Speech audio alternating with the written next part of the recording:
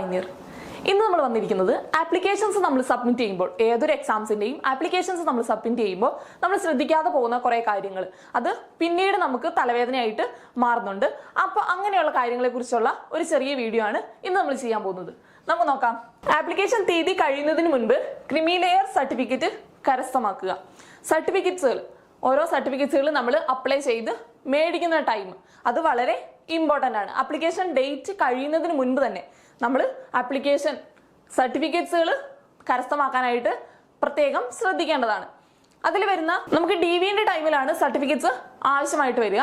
പക്ഷെ നമ്മൾ application submit ചെയ്യുന്നതിന് മുൻപ് തന്നെ നമ്മൾ ഈ സർട്ടിഫിക്കറ്റ്സ് ഒക്കെ റെഡിയാക്കി വെക്കേണ്ടതാണ്. നെക്സ്റ്റ് നമ്മൾ നോക്കുകയാണെങ്കിൽ തഹസീൽദാരിൽ നിന്നും ക്രീമി ലെയർ സർട്ടിഫിക്കറ്റ് അറ്റസ്റ്റ് ചെയ്ത് വാങ്ങുക.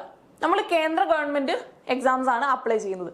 അപ്പം തഹസീൽദാരിൽ നിന്നും, താലൂക്ക് ഓഫീസിൽ നിന്ന് തഹസീൽദാരിൽ നിന്നുമാണ് നമ്മൾ ക്രീമി ലെയർ സർട്ടിഫിക്കറ്റ് അറ്റസ്റ്റ് ചെയ്ത് വാങ്ങേണ്ടത്.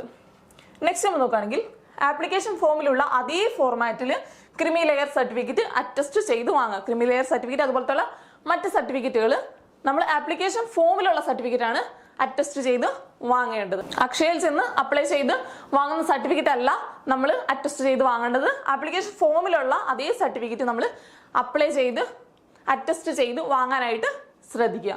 ഓക്കെ, ഇത്രയാണ് നമ്മൾ ഇന്നത്തെ വീഡിയോയിൽ ചെയ്യാൻ ഉദ്ദേശിച്ചത്. Thank you.